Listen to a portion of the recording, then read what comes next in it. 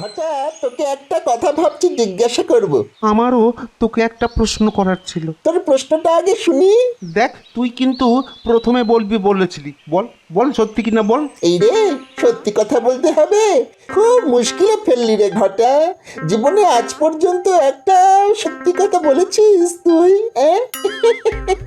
ও মা, আমিও তো তোকে ঠিক এই কথাটাই বলতে চেয়েছিলাম। ছোটবেলা থেকেই তুই মিথ্যে বলিস। আরে তার জন্যই তো বাপ গুরুর কাছে নিয়ে গেল, বলল একে নিয়ে নাও, ও একদিন পাক্কা চোর হবে, একটাও সত্যি কথা বলে না। আমারও তো তাই। পাড়ার লোক বাবাকে বলে গেল, তোমার এই ছেলে যে হারে মিথ্যে বলে, বড় হয়ে হয় চোর আর না হয় ডাকাত হবে। দেখ দেখ, ওরা তো সত্যি কথাই বলেছিল। বল। দেখ, এখন হাতে কোনো কাজ নেই, এই সময়টা একটু সাধুগিরি করলে কেমন হয়? আরে আমিও তো তাই ভাবছিলাম, কিন্তু ওই সাধুগিরি করতে কি কি লাগে বলতো? সাধু হওয়ার জন্য বেশি কিছু লাগবে না, একটা জটা, দাড়ি আর গায়ে ছাই ভস্য, ব্যাস। একমাত্র ছাই চুরি করতে হবে, আর বাকিগুলো তো রামপদর দোকান থেকেই কিনে নেব। কোথাকার আমির সাহেব এলেন রে, বলে কিনা কিনে নেব। মোহর পাবি কোথা থেকে? হ্যাঁ, মোহর পাবি কোথা থেকে? ওই সামান্য মোহর মন্ত্রী আমাদের দেবে, দেখে নিস। কাজ দিতে পারছে না, মন্ত্রী দেবে আবার মোহর? ছাড়, একেবারে হাড় কেপন লোক।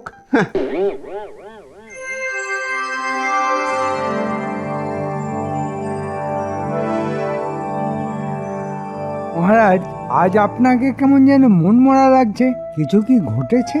হ্যাঁ, একটা অন্যায় করে ফেলেছি। ভাবছি তার থেকে উদ্ধার পাবো কি করে। কি এমন অন্যায় করে ফেলেছেন যে আপনি এত উদ্বিগ্ন হয়ে আছেন? আসলে অনেক দেরি করে ফেলেছি তো, তাই ভাবছি। মানে, এর থেকে উদ্ধার পাওয়ার কোনো রাস্তা আছে কি?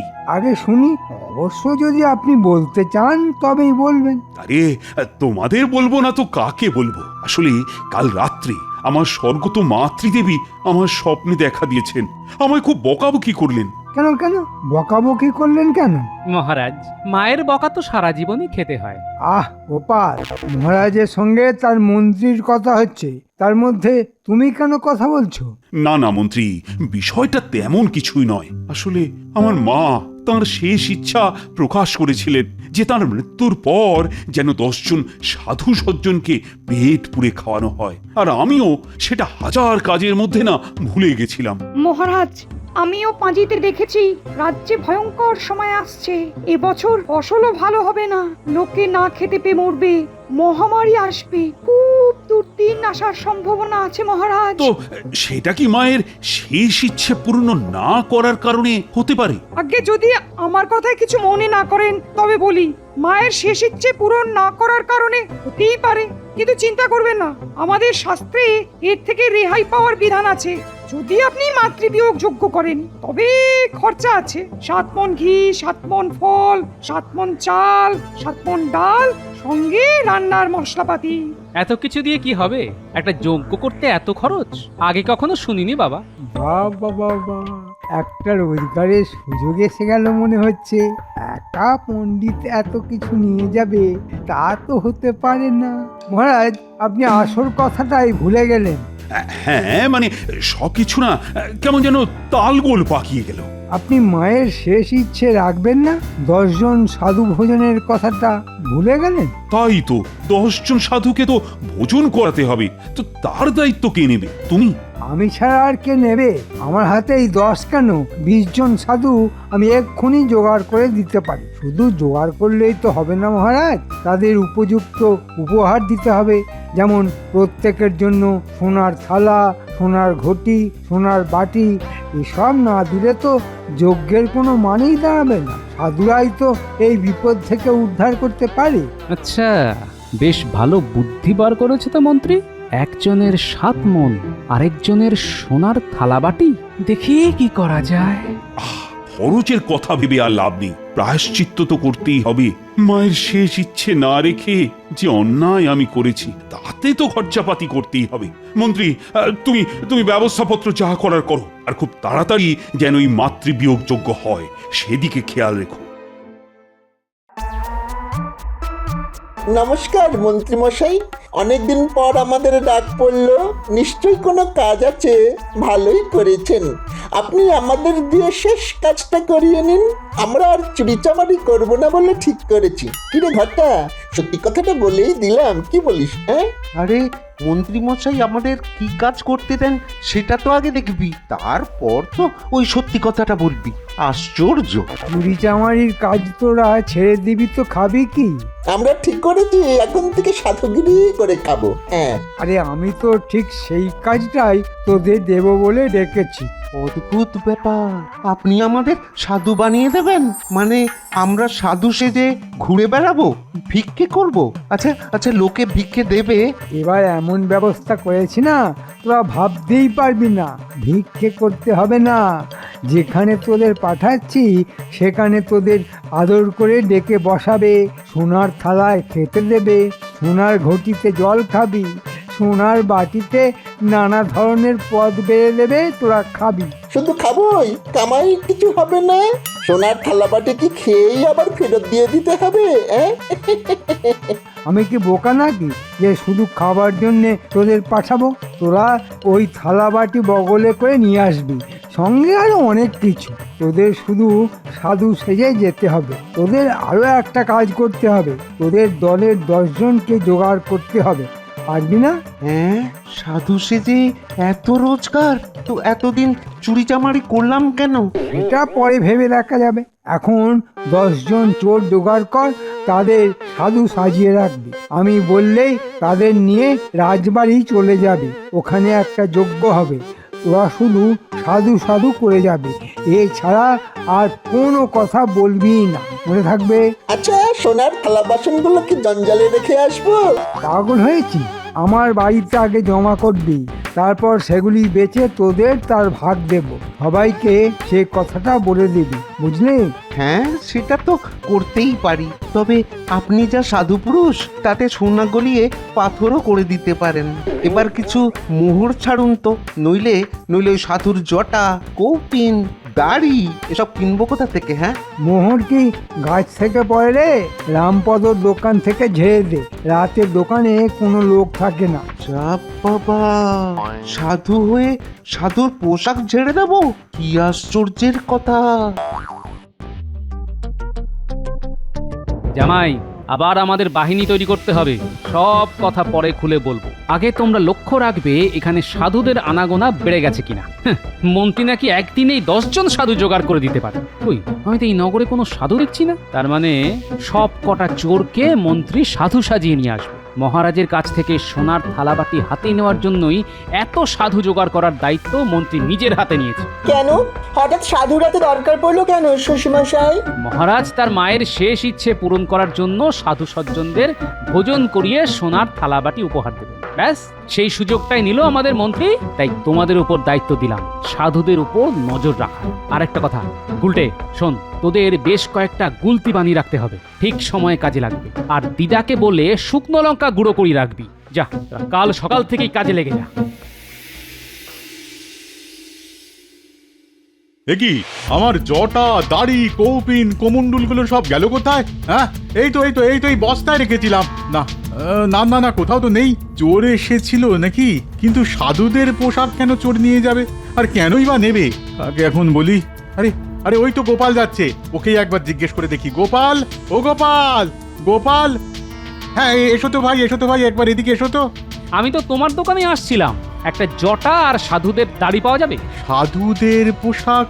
কি আশ্চর্য, তোমারও লাগবে? তোমারও লাগবে মানে? আচ্ছা, আর কোনো খদ্দের এসেছিল নাকি? তারা কি নিয়ে গেল? আরে খদ্দের এলে তো ভালোই হতো। না না না, যারা এসেছিল তারা খদ্দের নয়, তারা খাঁটি চোর।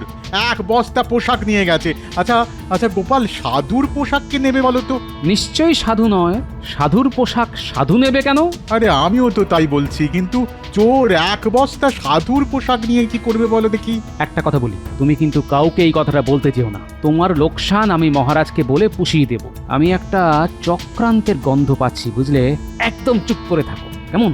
না না, তুমি যখন বলছো তখন কাউকে বলবো না, তবে চক্রান্তের গন্ধ কিন্তু আমিও পাচ্ছি। মনে থাকে যেন। আমি এখন যাই, চোর ধরার জন্য এখনো অনেক কাজ বাকি আছে।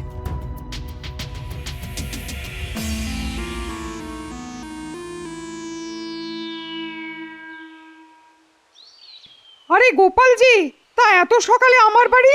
না মানে একটা কথা সেদিন বলতে ভুলে গিয়েছিলাম। তা সেদিন ভুলে গেছিলে তো কি হয়েছে, আজ বলো। আসলে সেদিন মহারাজ যে স্বপ্ন দেখেছিলেন সেই স্বপ্ন কাল রাতে আমি দেখেছি। তোমার মা তোমাকে স্বপ্নে দেখা দিয়েছেন, এ তো খুব সুখের কথা। তা তোমার মা কি বললেন স্বপ্নে? আসলে মার চিতার মাটি আমার কাছে রাখা ছিল। মা স্বপ্নে বললেন, এগুলো রেখে আর কি করবি, মহারাজের যে মাতৃবিয়োগ যজ্ঞ হচ্ছে সেখানে আগুনে দিয়ে দিস, তাহলে আমার আত্মা শান্তি পাবে। মাতৃবিয়োগ যজ্ঞ সম্পর্কে তুমি কি জানো? আমি কি আর তোমার মতো জানি? তবে এটা জানি যে সাধু সজ্জনদের সোনার থালায় খেতে দিতে হয়, আর যে থালায় খাবে সেসব ওই সাধুদের উপহার দেওয়ারও নিয়ম আছে। তুমি যে মূর্খ তা আমি জানি, খুব প্রশ্নটা করে দেখলাম, তুমি কিছুই জানো না। তা আপনি আমায় বলতেই পারেন, তবে সোনা উপহার দেওয়াটা যে মাতৃবিয়োগ যজ্ঞে দিতে হয় তা আমি জানি। বুঝলো কি, সব বুঝলো কি? কোথায় লেখা আছে যে সোনার থালা বাটি ঘটি সাধুদের দিতে হয়? মন্ত্রী মশাই তা দেখাতে পারবেন? মন্ত্রী আমায় বলল মাতৃবিয়োগ যজ্ঞে নাকি 7 মণ ঘি, 7 মণ চাল ডাল এসব কিছুই দিতে হয় না, সব নাকি তোমার বুঝলো কি। ও বেটা নিজে বুঝলো, মরকট, গাধা, গরু, মোষ, বাঁদর। অসভ্য, শয়তান, হতভাগা, ব্যাস আর কিছু বলার দরকার নেই। এসব কথা আমি জানি পণ্ডিত, কিন্তু মন্ত্রী তোমার নামে এত বড় একটা অপবাদ দিল সেটা আমি মানতে পারছি না। তা যজ্ঞের দিন তাহলে আমি আগুনে মাটি আহুতি দিতে পারি? নিশ্চয়ই পারো, 100 বার পারো, 1000 বার পারো, কোটি বার পারো। না না না না না, কোটিবার না, কোটিবার না, একবার মাত্র দিলেই হবে।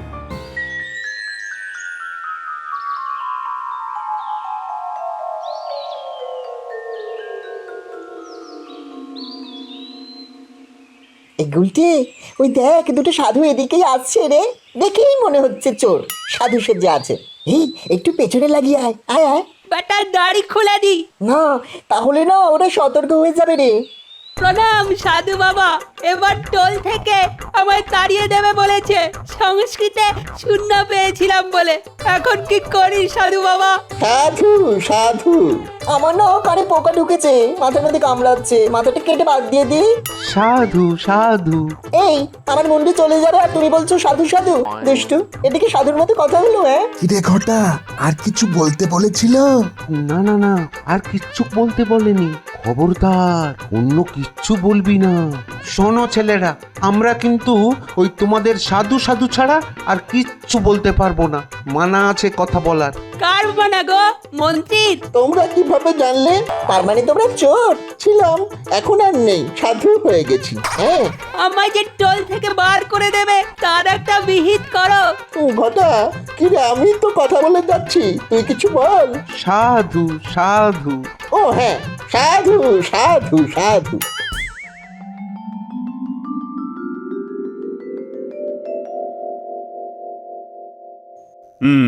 তাহলে মন্ত্রী, তোমার সব ব্যবস্থা পাকা তো? কাল তাহলে মাতৃবিয়োগ যজ্ঞ হচ্ছে? আগে হ্যাঁ মহারাজ, সব কিছুর প্রস্তুতি নেওয়া হয়েছে। যাদের জন্য এত আয়োজন, তা সেই সাধু সজ্জনরা আশা করি এসে গেছেন। অনেকেই এসেছেন মহারাজ, দেখতে সাধুর মতন, তবে সজ্জন কজন তা বলতে পারছি না। তুমি কে হে বলার? যারা এসেছেন তারা দূর দেশ থেকে এসেছেন, কেউ কাশী, কেউ বা বারাণসী থেকে, শুনেছি হিমালয় থেকেও কেউ কেউ এসেছেন। মন্ত্রীমশাইয়ের কাজের কোনো ত্রুটি নেই। মাত্র দুদিনে এতজন সাধু কাশী হিমালয় থেকে এসেছেন, কি করে এলেন তা নিয়ে কোনো প্রশ্ন কিন্তু আমি করতে পারছি না। কাশী থেকেও এসেছেন, আবার বারাণসী থেকেও এসেছেন, এটাই বা কি করে সম্ভব হলো? সেটা আমার মাথায় ঢুকছে না মহারাজ। তোমার মোটা বুদ্ধির মাথায় এই ব্যাপারটা ঢুকবে না। আচ্ছা, তারা কি যোগ বলে উড়ে এসেছেন? নিশ্চয়ই তাই, নইলে এত তাড়াতাড়ি তারা এলেন কিভাবে? মনে হয় সোনার টানে। কি বিজ্ঞানী, তোমার কি মনে হয়? মাধ্যাকর্ষণ শক্তিকেও হার মানাতে পারে সোনার শক্তি, তীব্র তার আকর্ষণ। হ্যাঁ দেখলেন দেখলেন মহারাজ, বিজ্ঞানী কি সুন্দরভাবে এই বিষয়টা বুঝিয়ে দিল। বহুদিন পর বিজ্ঞানী একটা ভালো কথা বলে ফেললো। ওর মাসোহারা একটু বাড়িয়ে দিলে ভালোই হবে মহারাজ। আজ দুটো সাধুকে না পাপাত করে ধরেছিলাম, বেটারা একদম জালি। মুখে তো খালি সাধু সাধু বলে, তবে আমাদের সঙ্গে পারবে? বেটারা শিকারি করে নিল যে মন্ত্রী তাদের কথা বলতে বারণ করেছে। কালকেই সব ফাঁস হয়ে যাবে। তবে হ্যাঁ, তোদের গুলতি গুলি সব তৈরি আছে তো? আমাদের অস্ত্র শস্ত্র নিয়ে একদম চিন্তা করো না। তুমি বললেই বান মেরে মেরে ওই ভণ্ড সাধুদের জটা এমন ভাবে খুলে দেব যেন আর কোনোদিন জটাই না পড়ে। কিরে, সব তৈরি তো? তোদের লোকজন সব জটা দাড়ি লাগিয়ে নিয়েছে তো? আগে লাগিয়ে নিয়েছে। আজ কিন্তু একটা ব্যাপার ঘটেছে।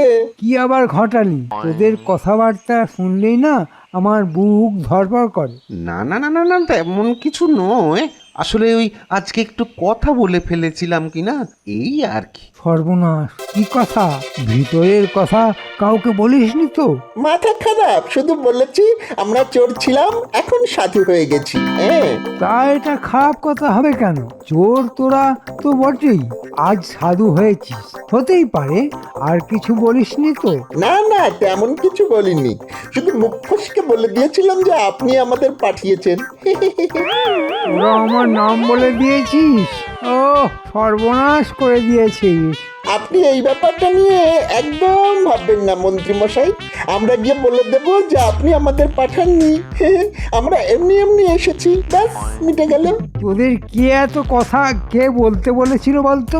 আর কাকে বলেছিস এসব কথা?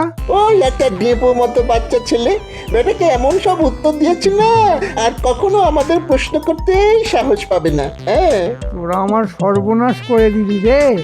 ওই ডেপো ছেলেটা মনে হচ্ছে গোপালের বাহিনীর কেউ হবে। তাহলে কাল একেবারে সকালে যজ্ঞ মণ্ডপের পিছনে যে গাছটা আছে তার ডালে বসে থাক গুলতি নিয়ে। আমি যেই সাধু সাধু বলে চেঁচিয়ে উঠবো, তোরা গুলতির গুলি ছুড়বি সাধুদের জটা লক্ষ্য করে, বুঝলি? মন্ত্রী বড্ড বার বেড়েছে। দেবো এমন না, তখন বুঝবে। আমিও কিছু কম যাই না, কিন্তু কি করতে পারি? আচ্ছা, একটা বুদ্ধি মাথায় এসেছে। যজ্ঞের আগুনে এমন ধুনো দেব যে ওই ভণ্ড সাধুগুলি পালাবে। তারা যদি আসল সাধু হয় তাহলে এই ধুনো ঝাঁজ নিতে পারবে। যদি বেটারা মন্ত্রীর সাজানো হয় তবে তাদের পালাতেই হবে। দেখি কে জেতে। আজ যা একটা বুদ্ধি পার করেছি না, মন্ত্রীর 12টা বাজিয়ে তবে ছাড়বো। আচ্ছা গোপাল, ওই সোনার থালাবাটি কে নিয়ে যাবে? মন্ত্রী। ও যদি নেয় তাহলে কিন্তু 7 মণ চাল আর ডাল আমিও নেবো। অতটা নেই, আছে মাত্র 2 মণ করে। আমি মহারাজকে বলে কমিয়ে দিয়েছি। ভালোই করেছো।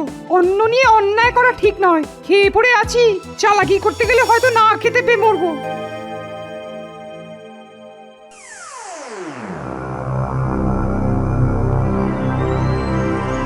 এক্ষুনি যজ্ঞে আগুন দেওয়া হবে, তোমরা সব তৈরি তো? একদম। দাদু চেঁচালে গুলতি থেকে গুলি ছুটবে। কি করে ভণ্ড সাধুগুলো জটা সামলায়, এবার আমরাও সেটা দেখব। স্বাগত স্বাগত সাধু সমাজ, আপনাদের প্রণাম জানাই। আমার মাতৃবিয়োগ হয়েছে তা বেশ কিছুদিন হলো। সাধু সাধু সাধু। আরে তোকে কে কথা বলতে বলেছে বলতো? মহারাজ আমাদের প্রণাম জানালেন, তো আমরা উত্তরে কিছু বলবো না? আজ কান্নায় আমার চোখ দিয়ে জল বেরিয়ে আসছে। বার কথা খুব খুব মনে পড়ছে। সাধু সাধু সাধু। এই সাধু কোথা থেকে এসেছে? আগে আমরা কোথা থেকে এসেছি তা তো জানি না মহারাজ, তবে এসেছি। এরা এরা কারা মন্ত্রী? আসলে মহারাজ, এনারা সবাই সাধু সজ্জন মানুষ, ঠিক এই পৃথিবীর লোক নন। তাই এত প্রশ্নের উত্তর ওরা ঠিকঠাক বলতে পারে না। পণ্ডিত, এবার আগুন দাও, দেখি ওরা কোন পৃথিবীর মানুষ। হ্যাঁ দিচ্ছি, তারপর জমবে খেলা।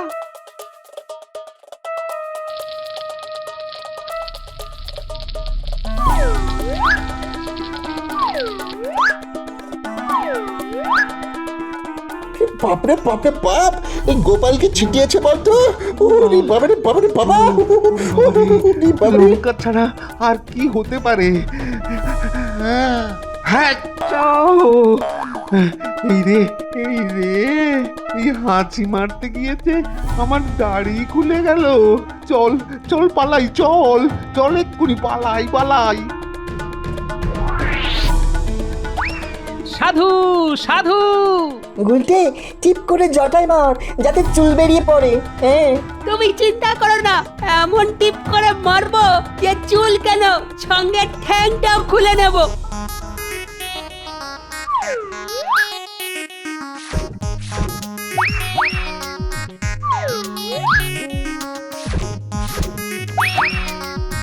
এরা সব শয়তান, সাজানো সাধু। এদের পাকড়াও করো। কে কোথায় আছো? চলে এসো। আরে এই বটা ঘটা, আমাকে আমাকে না নিয়ে তোরা কোথায় চলি রে? ওরে বাবরে, আমার হাঁটুটা বোধহয় ভেঙেই দিল। আমি যা চলতে পারছি না রে। ও যা আছে কপালে থাক, আমি আর পারছি না ছুটতে। মহারাজ, এরাই মন্ত্রীর সাধু সজ্জন। দেখলেন তো এদের হাল। কাকে বিশ্বাস করবেন? সবাই চোর। যতদিন গোপাল আমার সঙ্গে আছে ততদিন আমার কোনো ভয় নেই। তাহলে কি বলতে হবে, বিশ্বাসে মিলায় গোপাল, তর্কে বহুদূর? চোরগুলো তো পালিয়েছে, এবার মন্ত্রীর কি হবে? এটা আমি কি করে বলবো মহারাজ? শাস্তি দেওয়ার মালিক তো আপনি।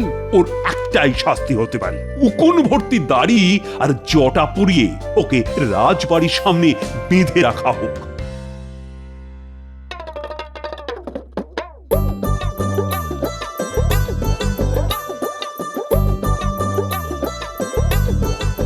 অনেক দূর থেকে এসেছি মা, একটু ভিক্ষে দাও। এই তোমরা সাধু সজ্জন মানুষ, কিন্তু এত বেলা এলে কি করে খাবার দেওয়া যায়? একটু সবুর করো তোমরা। হাঁড়িতে ভাত বসিয়ে তারপর খেতে দেবো। হ্যাঁ, জামাই এলো বাড়িতে, চাল ছেড়ে দাও হাড়িতে। হাঁ করে কি দেখছো? লঙ্কা ফোড়ন খাচ্ছো? জামাই এত চুল দাঁড়িতে চিনতেই পারিনি। তো বাবা, তুমি ওকে শ্বশুরের মতো সাধু হয়ে গেলে নাকি? না না না, সাধু হতে যাবো কেন? জমিয়ে ইলিশ মাছ ভাজা খাবো।